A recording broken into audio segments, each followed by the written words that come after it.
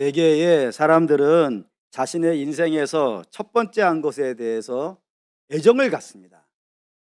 예를 든다면 배우라면 데뷔작이 애정이 되어질 것이고, 가수라면은 데뷔곡이 그의 인생에서 잊혀지지 않는 애정된 곡이 될 것이고, 작가라면은 처녀작이 그럴 겁니다.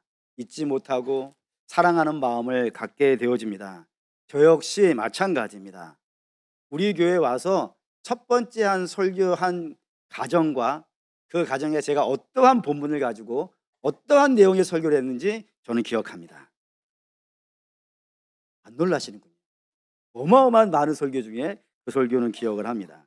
첫 번째 세례한 성도의 이름도 기억하고 있고, 첫 번째 유아 세례한 성교도 우리가 기억하고 있습니다.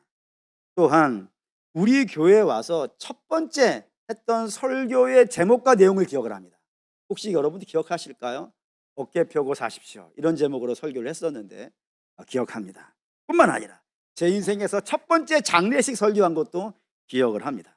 기억력이 그렇게 매우 좋은 사람이 아님에도 불구하고 첫 번째 했던 것들은 기억을 하고 있고, 애정을 하고 있고, 그리고 기도를 하고 있습니다. 그 정도로 첫 번째에 대한 애틋함이 저에게도 있습니다. 근데 그 애틋함은 사도 바울에게도 있었던 것 같습니다. 사도 바울에게서 첫 번째가 무엇이었냐면은 첫 번째 선교 여행, 1차 선교 여행이 그의 예수를 믿고 나서 그가 첫 번째로 했던 선교가 1차 선교 여행입니다. 그때 다녔던 지역을 성경은 기록하고 있습니다. 비시디아, 안디옥, 이고니온, 루스드라, 데베, 이런 것이 사도 바울이 1차 선교 여행 때 갔던 지역입니다.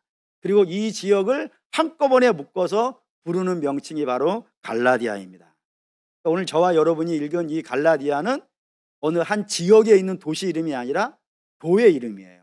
우리식으로 말하면은 전라북도, 전주, 군산, 남원 이런 식의 도시들이 묶여져 있는 도의 개념을 갖고 있는 것이 이 갈라디아입니다. 그러니 갈라디아 교회는 사도 바울이 본격적으로 전도를 시작하고 나서 첫 번째 거둔 열매가 있는 그런 지역이고 교회라 이겁니다. 그러니 애정이 있겠습니까, 없겠습니까? 그렇죠. 첫 번째 기억할 것이고, 늘 그 지역을 생각할 때마다 마음이 뜨겁고, 그래서 우리가 알다시피 2차 선교 여행은 유럽으로 가려고 했었는데 사도 바울, 하나님은 유럽으로 보내려 하지만 사도 바울은 어디 있으려 그래요? 여기 있으려 그래요. 자기가 첫 번째 전도했던 이 갈라디아 지역에서 복음 전하기를 소망하고 있었다 이겁니다. 그 정도로 애착이 가는 지역이었다 이겁니다. 그러니 그런 첫 번째 거둔 열매가 신앙생활을 잘하고 주 안에서 반듯하게 성장해 가기를 그가 원하겠습니까, 안 원하겠습니까? 당연히 원할 겁니다. 그 교회가 잘 되기를 원할 겁니다. 근데 안타깝게도 이 첫 번째 거두어들였던 열매의 교회들이 잘 안 된 겁니다. 잘 안 됐다는 건 무슨 말이냐면, 저들이 처음에 교회가 되고 신앙을 시작했을 때는 어디 위에 서 있었겠어요? 사도 바울이 전한 건 복음밖에 없어요. 그러니 처음에 갈라디아 교회도 복음 위에 세워진 교회였단 말입니다. 그런데 그 복음을 잃어버린 거예요. 그리고 저들이 신앙을 어디로 옮겨버렸냐면 유대교로 옮겨버렸어요. 유대교로 옮겨버렸다는 건 어떤 의미냐면, 저들이 복음 중심의 신앙이 아니라 율법과 할례 중심의 신앙으로 변질되어져 버렸다 이겁니다. 이것이 사도 바울의 입장에서는 난리가 난 거예요. 왜? 첫 번째잖아요. 첫 번째는 언제나 기준이 되는 것 아니겠습니까? 우리도 이런 말 쓰잖아요. 자녀들이 8 있으면은 그 중에 마음의 부모들이 다 같은 마음일 텐데 첫째가 어떻게 되어주기를 원해요? 잘 되어주기를 원하잖아요. 첫째가 잘 되어줘 가지고 길을 열어주면 둘째와 셋째가 잘 따라갈 수 있으니까 장자가 좀 길을 열어주기를, 장자가 올바른 길을 열어주기를 소망하듯이 사도 바울의 입장에서도 이 첫 번째 지역의 교회들이 믿음 안에서 잘 성장해 가면은 둘째, 셋째 따라가는 교회들이요.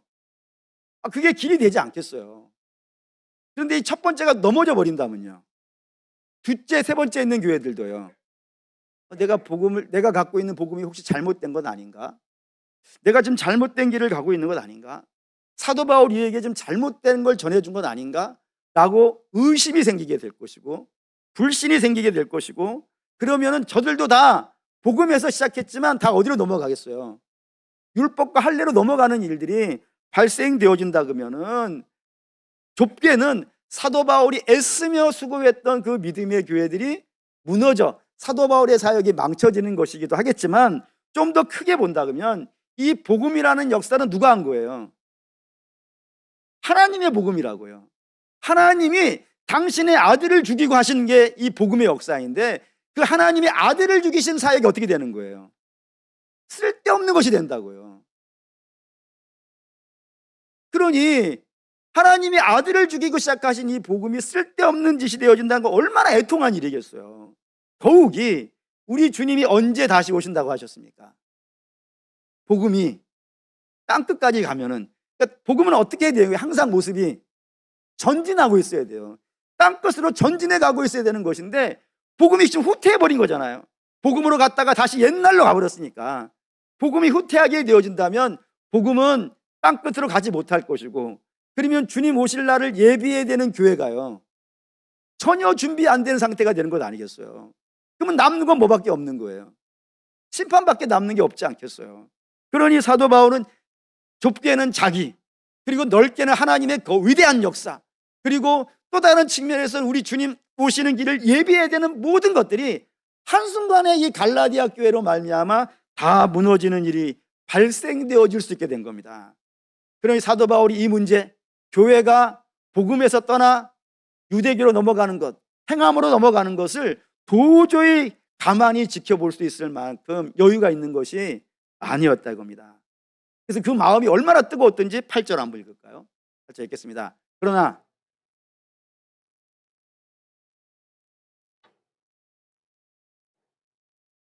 저주를 받을 것이라. 사도 바울이 저주라는 단어를 썼어요. 처음 썼어요. 특별히 사도 바울 사랑을 이야기하는 자 아니겠어요? 사랑은 언제나 오래 참고 사랑은 언제나 온유하며, 그렇게 사랑을 노래하는 사도인데 그런 사도가 저주라는 단어를 썼다는 것은 지금 사도 바울이 만나고 있는 이 문제가요 결코 가벼운 문제가 아니라는 것. 첫 단추부터 밀리기 시작한다면은 앞으로 진행되어지는 모든 복음의 역사가 다 어긋날 수도 있겠다라고 한 절박한 마음에서 이 갈라디아서를 썼다는 것입니다. 그렇다면 이제 우리 갈라디아서가 어느 방향으로 가려고 기준을 잡았는지 여러분 아셔야 됩니다. 어느 방향으로 가려고 하냐면 이 복음에서 율법으로 가고 복음에서 행함으로 가버린 이 교회를 다시 복음을 전하여 줘서 다시 하나님의 자녀로 설 수 있도록 하려고 한다 이겁니다. 그렇기 때문에 이런 말을 썼어요. 갈라디아 4장 19절 읽겠습니다. 나의 자녀들아, 너희 속에 그리스도의 형상이 이르기까지 다시 너희를 위하여 해산하는 수고를 하노니. 우리 여신도 잘 아시겠지만 해산한다는 것이 이게 보통 문제입니까? 목숨을 거는 것 아니겠어요? 그러니까 내가 그런 마음으로, 그런 절박한 심령으로 내가 다시 이 복음을 너희에게 전한다라는 겁니다. 결국 저주받을 수 있게 됐단 말이에요. 갈라디아 교회가. 그 저주받을 수 있는 교회를 다시 하나님의 자녀로 세우고 싶은 그 절박한 마음이 갈라디아서를 쓰게 만들었다 이겁니다. 그러니 우리도 이 갈라디아서를 읽을 때는 그런 절박함이 있어야 됩니다. 이 절박함을 가지고 사도 바울이 왜 이렇게 절박한 마음으로 이 복음을 전하려고 몸부림치고 있는지 여러분들이 그런 관점에서 보신다면 이 갈라디아서는 매우 중요한 성경이 될 것이고, 앞으로 1장 하고 끝나면 다시 히브리서 갔다가 다시 창세기 가는 이런 식으로 계속 설교를 진행하도록 하겠습니다. 그중에 갈라디아서 1장을 갈라디아서 전체를 읽어가는 데 있어서 오늘은 기준을 세우는 것, 기준 세우는 걸 이걸 가장 중요하게 하셔야 됩니다. 어떤 기준이냐면 구원에 대한 기준입니다. 세상에는 많은 종교가 있고 그 수많은 종교들이 종교가 되기 위해서는 반드시 내놔야 되는 답이 하나가 있어요. 그게 뭐냐면 어떻게 하면 구원을 받을 수 있겠는가. 이 답을 내놓는 걸 뭐라 그런다고요? 이게 맞고 틀리고를 떠나서 이 답 자체를 가지고 이 질문에 어떻게 하면 구원을 받을 수 있겠습니까? 라고 하는 그 질문에 자기 나름대로의 답을 하는 걸 종교라 그래요. 그러니까 이 답을 못하면, 답이 없으면은 그걸 종교라고 하지 않아요. 철학이라고는 할 수 있어요. 그리고 학문이라고 할 수 있어요. 사상이라고 할 수 있어요. 그런 것은 그렇게 부르는 것이고, 어떻게 하면 구원을 받을 수 있겠는가라는 것에 대해서 답을 내놓을 때 우리는 그걸 종교라고 한다 이겁니다. 그럼 이 세상에 종교들이 많이 있는데 그 종교들이 사람이 어떻게 하면 구원을 받을 수 있겠습니까? 라고 물으면 둘 중에 하나로 답을 합니다. 반드시 무슨 일이 있어도 두 가지밖에 없으니까 어떻게 답을 하냐면 하나님의 주권 또는 사람의 노력, 이 두 가지 중에 하나로 답을 합니다. 이 중에서 유대교를 포함하여 이 세상의 모든 종교는 사람이 구원을 받으려면 어떻게 해야 된다고 답을 할까요? 노력해야 된다고 얘기합니다. 구원은 사람의 행함의 결과니까. 그래서 우리가 이런 말을 많이 들어보셨을 거예요. 착하게 살면 구원받고 악하게 살면 벌을 받고. 그런 것이 그런 겁니다.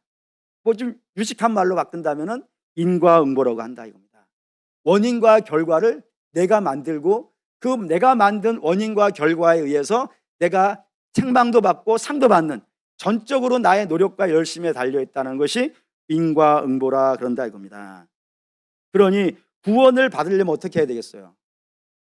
세상 종교에서 구원을 받으려면 어떻게 해야 되겠어요? 노력해야 됩니다. 이왕 노력하려면 얼마만큼 노력해야 될까요? 얼마나 노력해야 될까요? 우리식으로 말한다면 겁나게 해야 됩니다. 남도식으로 말하면 허벌나게 해야 됩니다. 제가 살았던 서울로 말한다면 엄청 해야 됩니다. 어쨌든 엄청 해야 돼요. 그렇기 때문에 이 세상 종교에서는 구원에 이르게 하기 위해서 사람들끼리 경쟁도 시킵니다. 왜? 경쟁하면 더 하려고 하는 열심이 나오니까 경쟁을 시켜요. 뭐 예를 든다면 1,000만 원짜리 구판이 더 좋겠습니까? 1억짜리 구판이 더 낫겠습니까?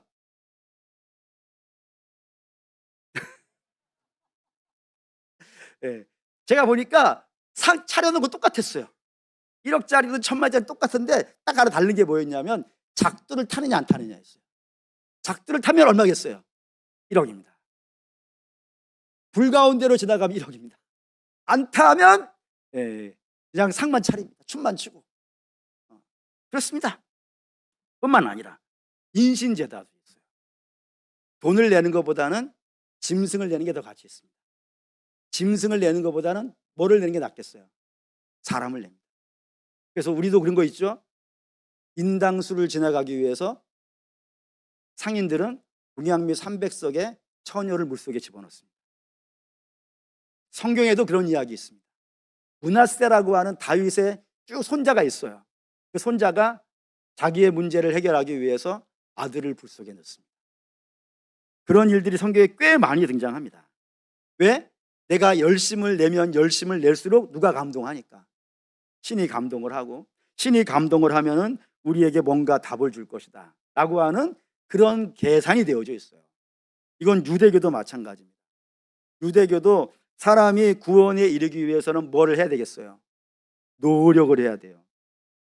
행함이 있어야 돼요. 단지 이방 종교와 다른 것은 그 노력과 행함이 윤리적인 차원이 아니라 뭐겠어요? 율법입니다. 율법을 행함으로 구원에 이른다라는 생각을 가지고 있는 사람들이 유대인입니다. 물론 율법을 행하면 구원을 받겠습니까? 못 받겠습니까? 하나님께서 우리에게 아무 의미 없는 걸 주시겠습니까? 율법을 행하면 마땅히 그 율법으로 말미암아 삽니다. 문제는 율법을 행할 수 있겠느냐는 거예요. 특별히 죄인들이 율법을 행할 수 있겠는가? 라면 당연히 답은 뭐겠어요? 안 됩니다. 왜 안 되냐면 세 가지 이유가 있다고 되어져 있습니다. 첫 번째는 무엇이냐면 우리가 약하기도 한 죄인이라는 특성도 있지만 일단 제껴놓고 율법 자체가 너무 많습니다. 율법이 몇 개 있겠습니까? 율법이 613조문입니다. 한 개 한 개가 다 율법입니다. 613개 조문이에요. 그 613개 중에서 몇 개를 지켜야 될까요, 여러분? 대학을 간다면 뭐 커트라인 같은 게 있잖아요. 커트라인 몇 점 이상 되면은 뭐 한 개를 틀리든 두 개를 틀리든 커트라인이 세 개면 안 틀리든 한 개 틀리든 두 개 틀리든 세 개 틀리든 관계없이 들어가잖아요. 물론 우리가 인생을 살면서 시험을 봐가지고 3개 틀린 일이 거의 없을 거기 때문에 여러분들이 뭐 모르실 수 있어요. 하지만 커트라인만 넘으면 되는 거 아니겠어요? 그럼 율법으로 구원을 이루려면 커트라인이 몇 개겠어요? 성경 읽을까요? 야고보서 2장 10절 읽겠습니다. 누구든지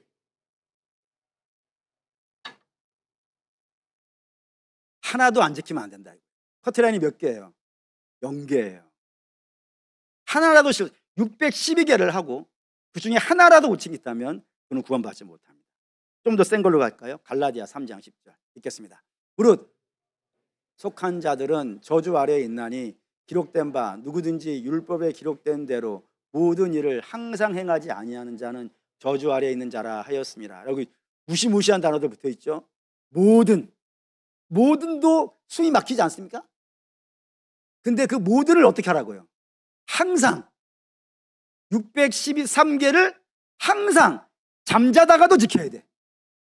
그러니 여러분 이게 보통 문제겠어요. 이것만으로도 숨이 콱콱 막히지 않겠어요?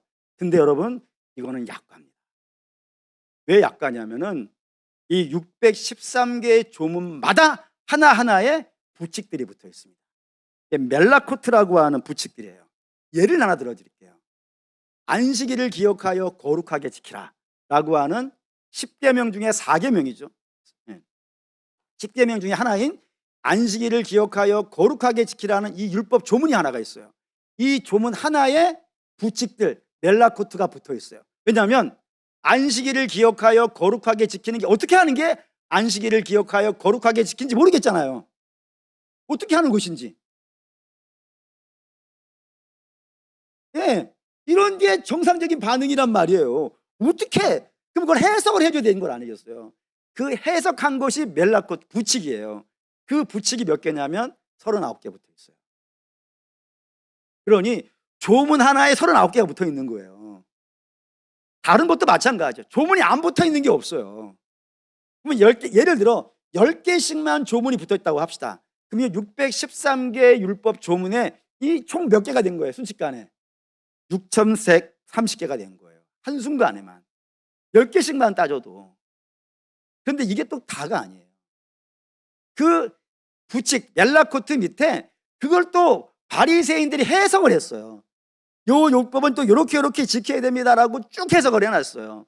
그 중에 안식일에 해당되어지는 요 하나의 조문에 39개가 부칙이 붙어 있는데 그 39개를 해석한 게 수천 개예요. 왜 수천 개가 되어졌냐면 해석하는 바리새인마다 다 달라요. 예를 드는 거예요. 제가 이렇게 얘기를 했어요. 근데 뭐 제가 천년만년 전주와 영생교가 있는 것이 아니라 은퇴라는 게 있잖아요. 은퇴하면 여기에 또 누가 오겠어요? 다음 목사님 오겠지. 그분이 와가지고 전임 목사님이 한 거는 틀렸어. 안식일 그렇게 지킨 게 아니야. 이렇게 지키셔야 돼 라고 이야기하면 모든 성도들은 이쪽으로 쭉 가다가 졸지에 다 바꿔야 돼요. 그냥 목회의 방침에 따라 가지고 이쪽으로 갔다가 이쪽으로 가야 돼. 안 가면 안 돼요? 안 되게 돼 있는 거예요. 유대교는. 왜? 안 지키면 어떻게 되니까요? 구원을 못 받으니까. 여러분 A, B, C 지켜지 안 돼요. 여러분 그거는 기본이고 C, D, E, F 지키셔야 돼요. 하면 졸지 6개가 되는 거예요. 한 목사님 바뀌는 순간에. 그게 계속 바뀌는 거란 말이에요. 우리 동네에 새로운 바리새인이 왔다면 해석을 다 달리 해버리는 거예요. 그러니 졸지에 수천 개가 돼. 하나의 조문으로 수천 개의 율법이 나온 거란 말이에요. 그러면 613개라면은 어떻게 되겠어요, 여러분? 난리가 나지. 그래서 율법은 그 수가 셀 수 없이 많습니다. 어마어마하게 많습니다. 그렇기 때문에 율법이라는 것은 유대인들에게 종교적인 짐이 됐어요. 그래서 율법은 사람을 살리기 위해서 주어지신 건데 사람을 살리기는커녕 그것이 사람을 지치게 만들고요. 율법에 깔리게 만들고요. 그래서 성경은 아예 저주라는 단어를 썼어요. 저주 아래 놓이는 거야 라고 표현한다 이겁니다. 우리 주님은 이렇게 썼어요. 마태복음 11장 28절 읽겠습니다. 수고하고 무거운 짐진 자들아 다 내게로 오라 내가 너희를 쉬게 하리라 라고요. 여기에 수고하고 무거운 짐은 인생짐이 아닙니다. 여러분. 우리 주님은 우리의 인생쯤 져주지 않습니다. 여러분 자녀, 여러분들이 땀 흘리고 수고하면서 키우셔야 됩니다. 직장 일도 땀 흘리고 수고하면서 일을 하셔야 됩니다. 시험 공부, 여러분 기도만 해가지고 시험을 잘 보는 일은 없습니다. 실제로 엉덩이 땀나게 공부를 해야 됩니다. 인생짐을 하나님이 대신 지는 게 아니고 아예 인생짐을 지고 자기 십자가 지고 나를 따라오라 그랬어요. 여기에서 수고하고 무거운 짐은 바로 이 종교의 짐이었어요. 율법의 짐이었어요. 이게 감당이 안 되는 거예요, 여러분. 특별히 죄인들이잖아요. 하나 지키는 것도 버겁다고요. 근데 그들에게 수천 개의 종교적인 짐을 올려놨다고요. 바리새인들과 유대인들이, 유대교가. 거기에 감당이 안 돼가지고 다 넘어지는 거라 이겁니다. 이게 안 되는 거예요. 근데 혹시 만약에 된다면 어떻게 하겠습니까? 라고 물어보실 수 있어요. 물론 되긴 다 안 돼요. 근데 간혹 되는 사람들이 있기는 있어요. 예를 든다면 바리새인과 세리의 기도라는 걸 여러분이 누가복음에서 보신 분들이 기억해 나실 겁니다. 거기에 바리새인이 내가 세리보다 낫다라고 한 게 다 뭐였어요? 율법이었어요.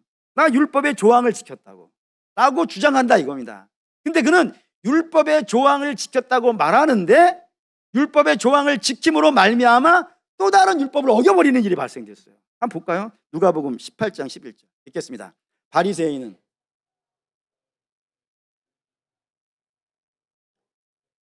간음을 하는 자들과 같지 아니하고 이 세리와도 같지 아니함을 간섭하나이다. 하나님이 내게 명하신 토색과 불의와 간음이라고 한 율법을 짓지 않았고 그 앞절이나 보면은 11조도 냈고 금식도 했고 다 율법 지켰어요 라고 말을 해요. 율법 지켰단 말입니다. 그런데 그는 율법을 지키면과 동시에 율법을 어기기도 했어요. 뭘 보면 율법을 어겼다는 걸 알 수 있어요. 주께서 살인이라고 하는, 살인하지 말라는 그 6번째 율법을 해석해 주시기를 뭐라고 했냐면은 무엇도 살인이라고요. 미워하는 것도 살인이라고. 왜? 미움이 자라면 뭐가 되니까? 살인이 되니까. 그러니까 살인이라는 카테고리 안에 미움을 넣어놓으셨다고요. 그런 관점에서 이 율법을 지켰다고 하는 이 바리새인의 기도를 보시면 이렇게 되어져 있어요. 율법을 지킨 부분이 있어요, 분명히. 그런데 저는 자기의 율법을 지켰다는 걸 자랑하기 위해서 누구를 멸시하고 있어요? 세리를 멸시하고 있어요. 11조는 지켰지만 형제를 미워하지 말라. 형제에게 라가라 부르지 말라. 바보란 뜻이죠. 그렇게 하지 말라는 율법은 그가 어긴 거예요. 그러니 율법을 지킨다는 자들의 약점이 등장했습니다. 율법을 지킨다고 말하는 자들의 약점은 뭐냐면 그 율법 지키는 양이 어떻다고요? 제한적이에요. 제한적이. 다 지키지 못한다 이거. 다 지키지 못하는데도 불구하고 마치 내가 다 지키는 것처럼 얘기해요. 뿐만 아니라 그 완벽하게 지킨다고 말하는 것도 사실을 안에 다 뜯어본다 그러면 위선적이에요. 그렇기 때문에 주께서 저렇게 율법을 지키는 자들을 향해서 뭐라 하셨습니까? 외식하는 자요 라고 표현한다. 제대로 못하기 때문에 그렇습니다. 목사님, 그럼에도 불구하고 완벽하게 지키는 사람이 정말 없었을까요? 있었던 것 같습니다. 그 중에 한 명을 여러분에게 말씀드린다면 바울입니다. 바울이 율법을 본인이 주장한 거예요. 제가 본 건 아니니까. 사도 바울은 자기를 주장하는데 제가 볼 때는 허투루 한 사람은 아닌 것 같아요. 내가 안 지키고 나서 나 이건 지켰어요 라고 과장하는 그런 사람은 아니었던 것 같아요. 뭘 보면 아냐면 이거 봅시다. 빌립보 3장 5절 6절 읽겠습니다. 나는 8일 만에 할례를 받고 이스라엘 족속이요 베냐민 지파요 히브리 중에 히브리인이요 율법으로는 바리새인이요 열심으로는 교회를 박해하고 율법의 의로는 흠이 없는 자라고. 자기를 뭐라고 했다고요? 율법으로는 흠이 없는 자라고 했다 이겁니다. 그러니까 사도 바울은 허투루 얘기한 사람은 아니니까. 그러니 분명히 저 사람은 율법에 있어서 흠이 없을 만큼 완벽하게 지키는 제가 알고 있는 유일한 사람인 것 같아요. 그런데 이 율법을 지켰다고 말하는 이 사도 바울의 이야기를 갖고 우리 여기로 좀 가봅시다. 율법에 있어서 흠이 없는 분이 한 분 더 있죠. 누굽니까? 예수님입니다. 예수님은 죄인의 몸을 입고 오셨지만 죄가 없으신 분이라 그랬으니까 율법으로는 완벽한 분 아니겠어요? 근데 그러면 그 예수님을 한번 비교해 봅시다. 예수님은 율법을 완벽하게 지켰어요. 근데 그분은 교만이 있어요, 없어요? 없어요. 자랑이 있어요, 없어요? 없어요. 자기의가 있어요, 없어요? 없어요. 오직 그분은 율법에 완벽하신 분임에도 불구하고 어떻게 사세요? 아버지의 뜻에 죽기까지 복종하세요. 그분보다 더 겸손한 이가 없고, 그분 자기를 자랑하지 않고 하나님을 높이고 철저히 십자가의 의를 드러내시는 분이 예수님이라고 되어 있어요. 그런 것과 사도 바울을 비교해 봅시다. 완벽하게 지켰다고 말하는 사도 바울을 비교해 보자고요. 그는 겸손하지 않습니다. 그는 교만합니다. 그는 자랑합니다. 남을 정죄하기도 합니다. 남을 판단하기도 하고, 남을 미워하기도 하고, 심지어 그 율법으로 다른 사람을 죽이기도 했고요. 또한 그 자기가 가지고 있는 율법으로 교회를 파괴하기도 했고요. 그 자기가 가지고 있는 율법으로 예수님을요 핍박하기도 했어요.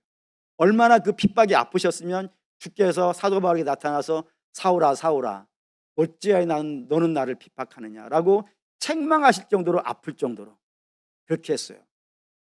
희한하죠. 율법을 안 지켜서가 아니라고요. 율법을 지켰다고요. 그런데도 불구하고 하나님으로부터 멀어지고 있어요. 율법을 지키면 지킬수록 더 멀어지고 있어요. 그게 죄인의 모습이에요, 여러분. 개수가 많아 지키지도 못하고, 지키는 자들은 외식하고, 완벽하게 졌다는 사람은 더 멀리 가버리는 그런 모습을 가지고 있는 것이 사람일진데, 그 사람이 스스로 자기를 구원해낸다는 것은요 불가능한 일입니다. 고로 세상의 모든 종교는 말은 참 듣기 좋을 수 있습니다. 하지만 그건 그림의 떡입니다. 이룰 수 없는 이야기를 하는, 불가능한 이야기를 하고 있을 뿐입니다. 사람의 노력으로는 구원이 되지 않습니다. 그러면 기독교의 구원의 기준은 뭘까요, 여러분? 다음 주부터 이 부분을 좀 집중적으로 보시겠지만, 기독교가 사람을 구원하는 기준은 딱 하나밖에 없습니다. 이게 뭐라고요? 하나님의 주권이라고요. 즉 하나님은 사람을 구원하시되 사람의 행위를 보신 것이 아니라 하나님의 주권으로 구원을 해내신다고요. 예를 들어 봅시다. 1절 보겠습니다. 사람들에게서 난 것이 아니요 사람으로 말미암은 것도 아니요 오직 예수 그리스도와 그를 죽은 자 가운데에서 살리신 하나님 아버지로 말미암아 사도된 바울이라고요. 다른 것이 개입되지 않아요. 오직 예수 그리스도와 그를 죽은 자 가운데 살리신 하나님으로 말미암아 내가 구원받았다 이거예요. 2절도 3절도 보시죠. 3절 읽겠습니다. 우리 하나님 아버지와 주 예수 그리스도로부터 은혜와 평강이 있기를 원한다. 은혜와 평강도 사람이 만들어낼 수 없어요. 오직 하나님 아버지와 주 예수 그리스도로부터 은혜와 평강이 나와요. 4절도 보시죠.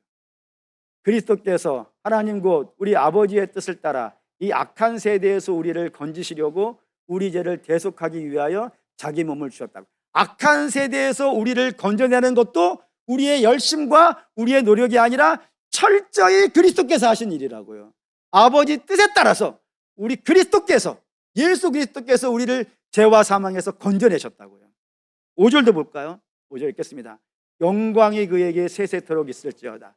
우리가 노력해서 구원에 이른 부분이 약간이라도 있으면 그 영광을 우리가 같이 누려야죠.